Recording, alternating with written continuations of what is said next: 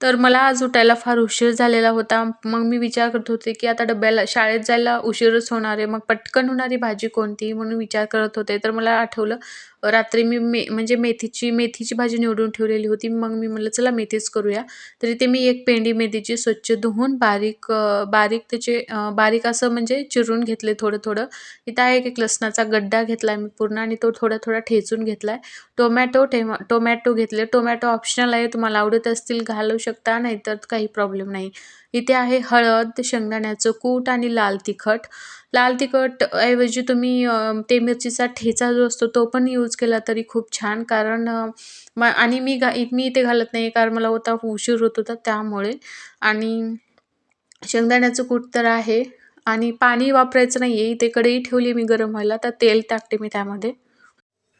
तर ते गरम व्हायला कढई ठेवलेली होती आणि थोडी म्हणजे कढई जड आहे. मग तेल टाकून घेतले मी त्यामध्ये. नंतर मोहऱ्या टाकून घेतल्या. तेल म्हणजे थोडंसं तापल्यानंतर मोहऱ्या टाकून घेतल्या. मोहऱ्या छान तडतड होत आहेत. म्हणजे छान तडतड झाल्यानंतरच आपल्याला जिरे टाकायचे त्यामध्ये. मग माझ्या मोहऱ्या ज्या आहेत त्या छान तडतड होत होत्या. मग त्यामध्ये मी ॲड केले जिरे.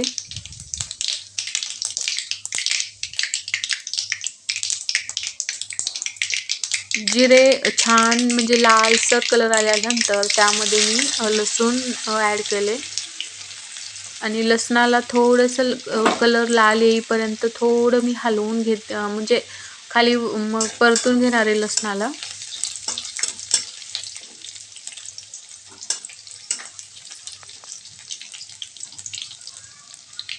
तर लसणाला आता लाल कलर आलेला आहे छान. तर मग मी त्यामध्ये आता टोमॅटो ॲड करते आणि आपल्याला टोमॅटो जास्त म्हणजे तळून घ्यायचे जेणेकरून ते कच्चे राहणार नाही.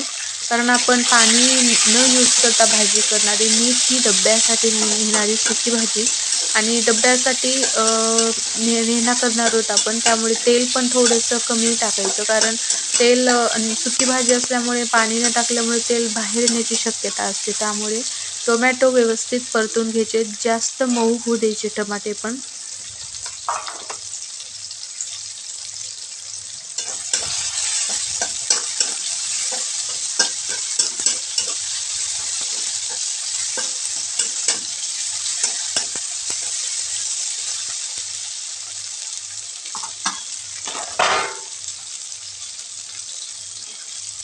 तर बघू शकता तुम्ही इथे माझे टोमॅटो मऊ झालेले आहेत. मग मी आता त्यामध्ये ॲड करते मेथी. आपण जे धुवून स्वच्छ चिरून ठेवलेली होती ती मी आता ॲड केली मेथी त्याच्यामध्ये.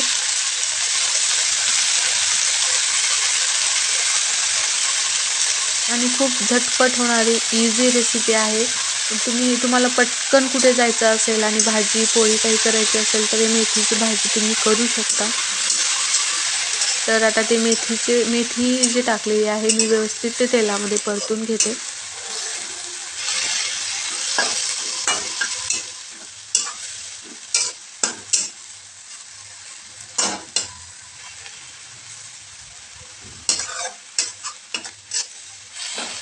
व्यवस्थित मेथी तेलामध्ये परतून घेतल्यानंतर आपल्याला त्यामध्ये आता मसाले ॲड करायचे आहेत. आणि पहिल्यांदा मी टाकले अर्धा चमचा हळद.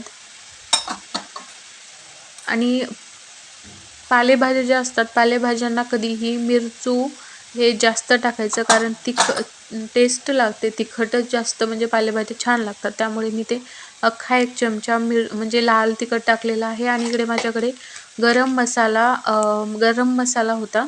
मग ते मी मसाला ॲड करते आता त्याच्यामध्ये. आणि आता ते व्यवस्थित परतून घेते.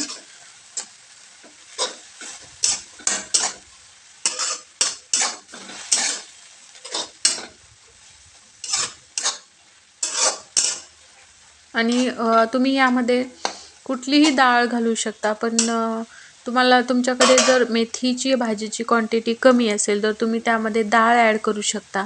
पण मी इथे डाळ टाकणार नाही आहे कारण डाळ शिजायला पण वेळ लागतो. मग डाळीमध्ये पाणी म्हणजे मेथीच्या भाजीमध्ये मग पाणी ॲड करावं लागतं. त्यामुळे माझ्याकडे वेळ नव्हता. पटकन शिजते म्हणून मी टाकली. नंतर मी शेंगदाण्याचं कूट टाकून घेतले. तुम्हाला हवं तेवढं चवीनुसार मीठ. शेवटी चवीनुसार मीठ टाकून घेतले आणि ते व्यवस्थित परतून घेतले.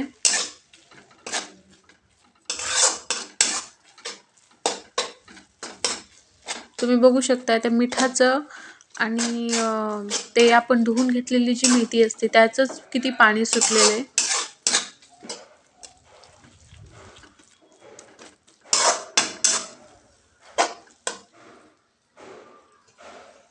आणि आता 5 मिनिटच आपल्याला फक्त झाकून ठेवायचे. 5 मिनिटानंतर बघूया आपण काढून कशी शिजली.